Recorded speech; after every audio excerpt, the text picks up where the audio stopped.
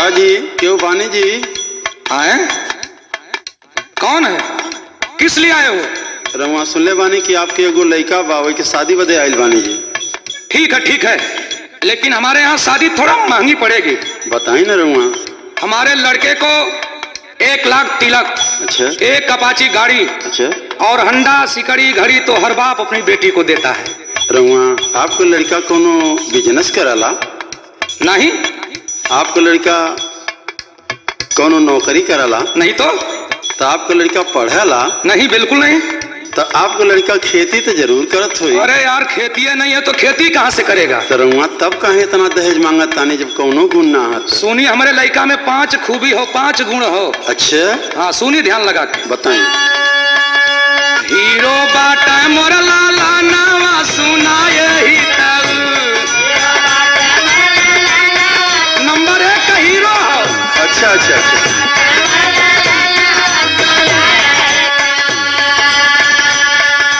पहला गुण हो मोर बेटवा में बड़का हवा शराबी।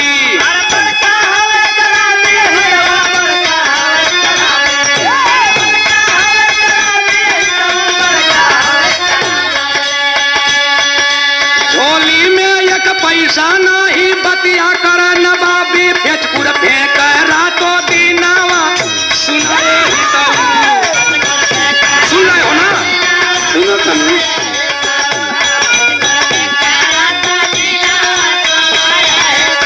मेरा लड़का नंबर 1 का शराबी है।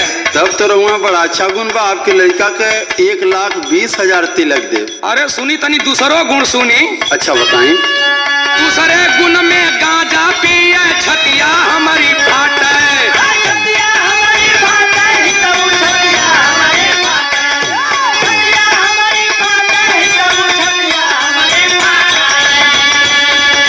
घर का कमवाया कौन कारा, घर घर चीलम चाट बैठल खोखरा तो दीनावा सुना।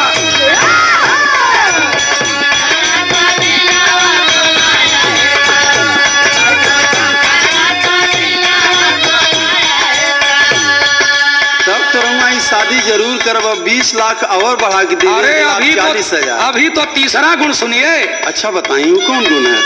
तीसरा गुण हो मोर बेटवा में बड़का हवा जुआरी। सकुनी का साढ़ू लगाला। अच्छा अच्छा अच्छा, घर दुआर खेती बाड़ी बेच लोटा थारी, बेच मैयो का गहनावा सुनाए ही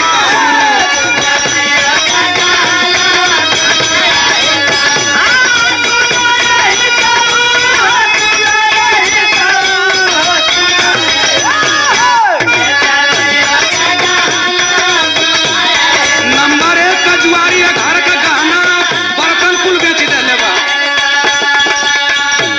तब तो रहुआ ई शादी पक्की जानी है। 20,000 और सही 1,60,000 क्या यार रुपया। पिटिर पिटिर बोलते हो? पहले गुण सुन लो। अच्छा अच्छा, बोली बोली बोली।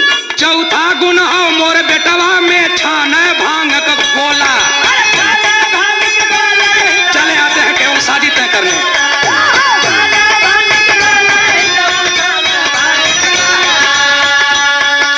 केहू बुलावा उनसे बोला, कहा ना हमसे बोला सुनाए ही तब।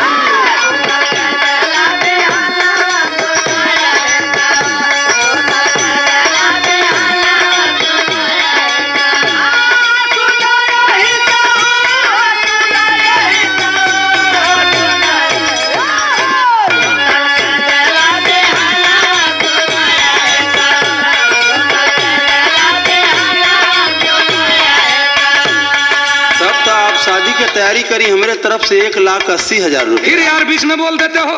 गुण सुने नहीं, बस पिटिर पिटिर बोलते चले जाते। अच्छा बताई ना। 5वां गुण हो मोर बेटवा में आरे तिरछे ताकै। गाना है काहे भाई? हाँ और का?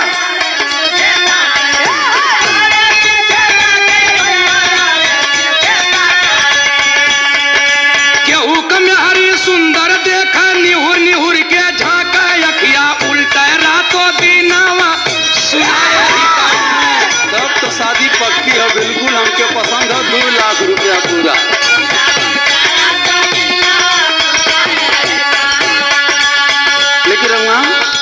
शादी तो पक्की बात, हमारे बारात में फर्स्ट क्लास कुछ मनोरंजन हमारे दरवाजे पर आवे के चाहिए, तब का नहीं है। इसमें झगड़ा होता है। अच्छा, ऑर्केस्ट्रा भी नहीं जाएगा। तो फिर का नहीं है? सुनिए हम क्या लेकर आएंगे। बोले, आई बारात जब तोहरे द्वारे बजी खूब सहनैया,